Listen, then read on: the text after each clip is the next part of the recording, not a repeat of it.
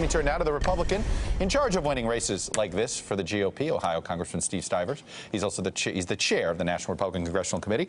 Congressman, good to see you, sir. Good to be on. So let me get you to, you heard Jim Galloway there. He says neither candidate wants to admit it, but this race is about Trump. What do you say to that? Do you agree with him? Well, I think it's about more than Trump, but clearly some voters want it to be about Trump, and it's about what the voters want it to be about. And in the end, it's about who they want to represent them in Georgia's 6th district. And I think Karen Handel will come out on top of that, not just because she lives there, but because she represents the values of the people of the 6th district. I'm curious, look, win or lose, this appears to be an extraordinarily close race. And I believe that.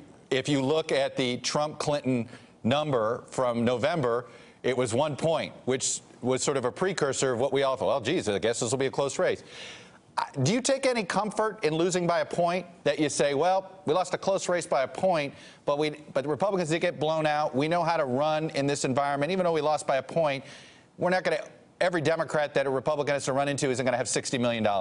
Do you take any comfort in that if you come up short? Well, Chuck, we're going to win tonight, but I will tell you the Democrats can't afford to spend $33 million in every seat, and that's what the left spent in this race is $33 million. If you multiply that out times the 25 Democrat districts they have to hold and the 45 Republican districts they want to target, that would be $2.1 million, $1 billion, and they don't have that much money. You know, elections are getting expensive, but I don't think we're going to be in multiples of billions for House races yet. But who knows? Maybe before our lifetimes end, we might be. Let me ask you this on messaging.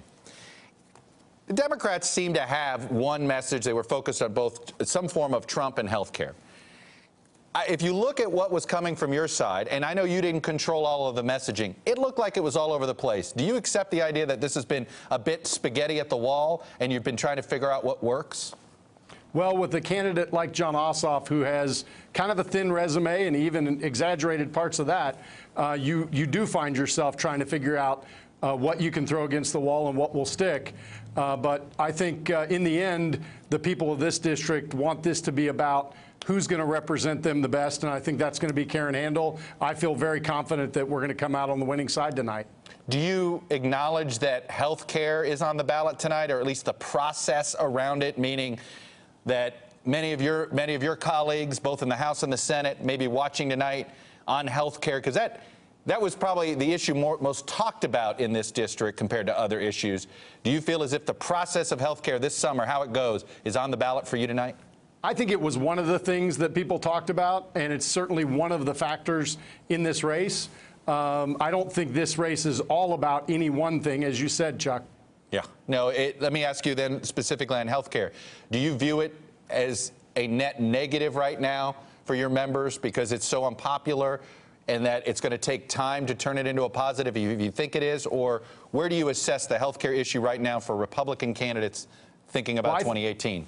I think only in Washington can keeping your promises be called a negative. And frankly, we campaigned on health care in 2010, 2012, 2014, and 2016, and we're going to keep our promise. And by the way, Chuck, the status quo is terrible. In my home state of Ohio, Anthem just pulled out of the marketplace.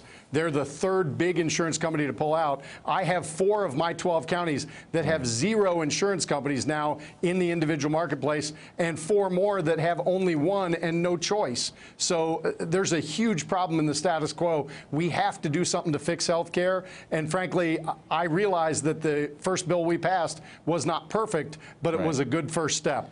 Do you acknowledge that maybe you guys should be doing this more in public? It looks like you're hiding for political reasons, that it's too painful to talk about the individual aspects of the bill. I get it as a political tactic. Do you think, though, that long-term you could pay a price for that? Well, we had a lot of hearings in the House, and, the Senate is now drafting a bill. It's hard to draft a bill in public, but they will have hearings. They've said they'll have hearings, and I believe that they will have hearings. We'll see how it goes. All right, we'll be watching for those hearings ourselves. Congressman Stivers, always a pleasure to have you on, sir.